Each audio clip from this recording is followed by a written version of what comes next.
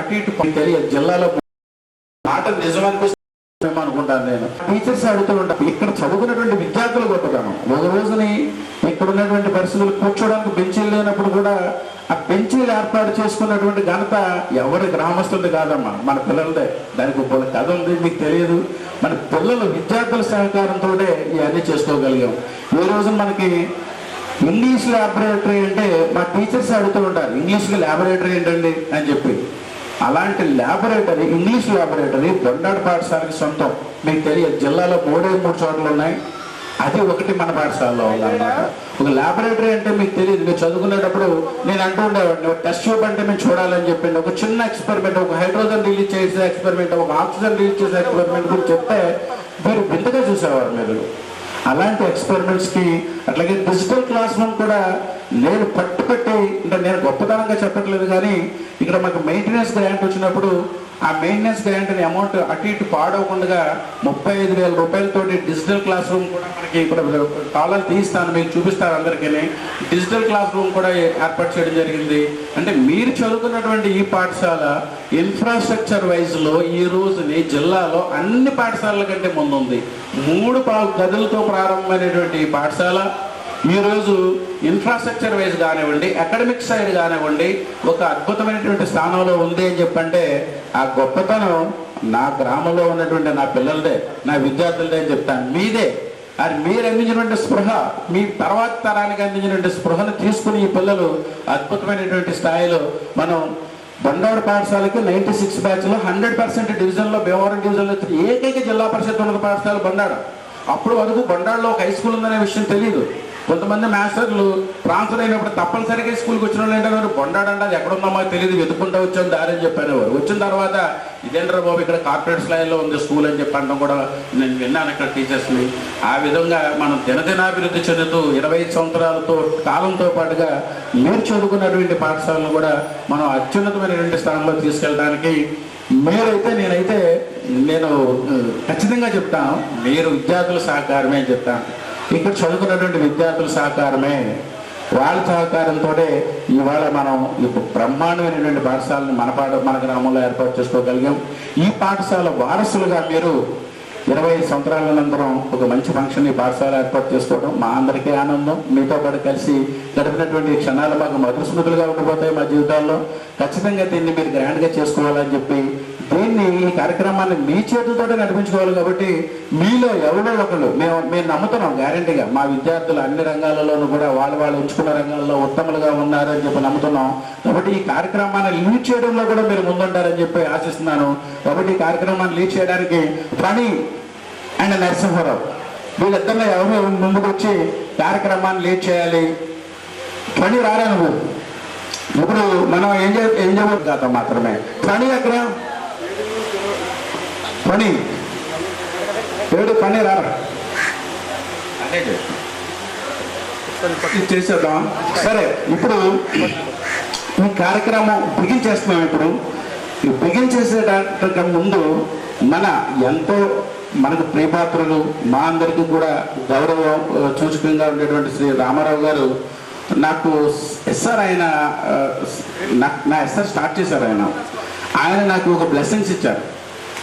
నా ఎస్ఆర్ అంటే నా సర్వీస్ రిజిస్టర్. నేను ఉద్యోగంలో వచ్చిన తర్వాత నా ఉద్యోగానికి సంబంధించి ఒక రిజిస్టర్ ఉంటుంది. ఆ రిజిస్టర్ని అక్కడ ఉండేటువంటి హెడ్ మాస్టర్ ప్రారంభించాలి.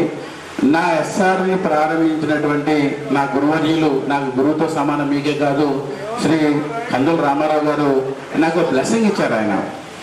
ఆయన సంతకం పెట్టి నా ఎస్ఆర్ స్టార్ట్ చేసినప్పుడు నువ్వు టీచర్గా ఉన్నత స్థాయిలోకి వెళ్ళాలి, మంచి పదోన్నతులు సంపాదించుకోవాలి అని మనస్ఫూర్తిగా ఆయన ఇచ్చినటువంటి ఆశీర్వచనంతో ఒక టీచర్గా నాకంటూ ఒక స్థానాన్ని నేను మీ అభినందనలతోటి మీ ఆత్మీయతతోటి నేను ఈ రోజుని డివిజన్లో, భీమవరం డివిజన్లోనే ఒక టీచర్గా ఒక స్థానాన్ని సంపాదించుకున్నాను. ఆయన బ్లెస్సింగ్స్ కూడా, మా రామారావు గారి బ్లెస్సింగ్స్ కూడా. ఆయన ఎక్కడ ఉన్నా నేను మళ్ళీ అప్పుడప్పుడు కలుస్తూ ఉండేవాడిని. ఆయన మాత్రం చాలా ప్రేమగా ఆప్యాయంగా నన్ను ఆశీర్వదించేవారు. అలాంటి రామారావు గారు సడన్గా మన మధ్య నుంచి దూరం అయిపోయినప్పుడు నేను ఈ పాఠశాలలోనే ఉండటం, దానికి తగినట్టుగా ఇక్కడ ఏర్పాట్లు చేయటం జరిగింది. ఏదైపోయినప్పటికీ కూడా తక్కువ సమయంలోనే మనల్ని వదిలిపెట్టేసి రామారావు గారు దూరం అవడం అనేది చాలా చాలా బాధాకరమైన విషయం. అట్లాగే ఆ రోజుల్లో ఒక అప్గ్రేడెడ్ పాఠశాలని అడ్మినిస్ట్రేషన్ అనేది ఎంత కష్టమో మాకు టీచర్స్ గా మాకు తెలుసు, మీకు తెలియదు. అలాంటి అడ్మినిస్ట్రేషన్ ని గారు కానీ తప్పట్లేదని చెప్పి ముగ్గురు భక్తులు చేసేటువంటి పని ఒక్క టీచర్. చెప్పండి మీకు ఎలా ఎలా కావాలను చెప్పుకోవచ్చు అంటే ఆల్రెడీ మొత్తం నిర్వహిస్తారు. మీరు క్యాంపస్ కోసం పడుకోవాలి కొంచెం అనుకున్నామా. ఒకసారి మాకు కొంచెం ప్లేస్ మొత్తం బ్యాక్ సైడ్ అయిపోయింది. ఒకసారి బాగా కొంచెం పక్కన దగ్గర ఇంకా దగ్గర ఓకే ఓకే సార్ కానివ్వండి.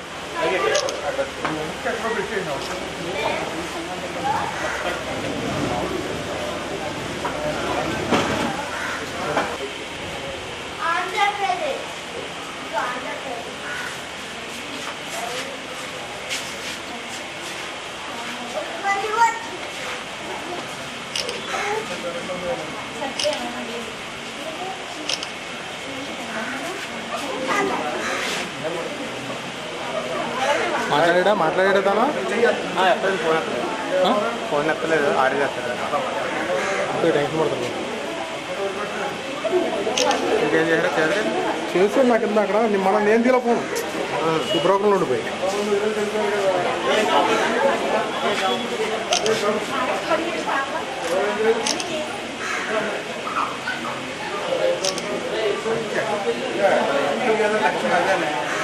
అవన్నీ షేర్ చేసుకోవాలి.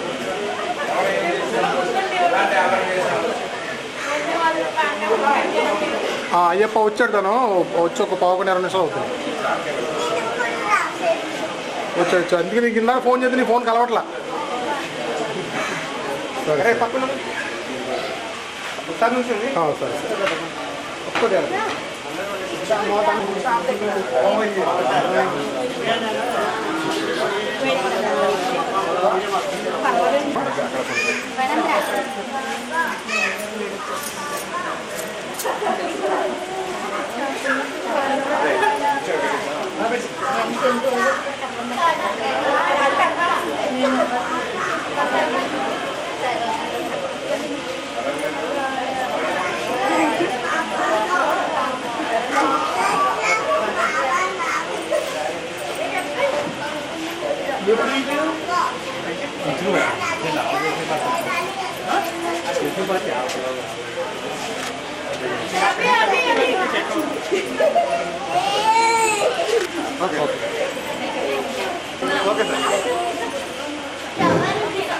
సరే ఇప్పుడు మన పరిస్థితులకు కారణం మన ఉపాధ్యాయులే.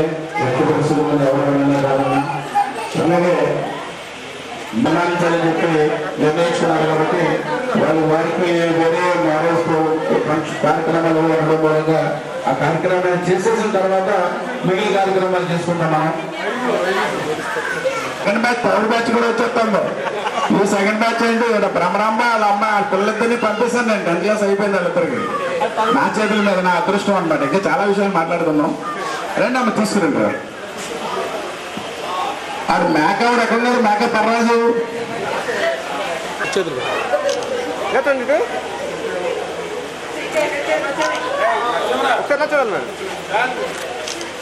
ఓకే.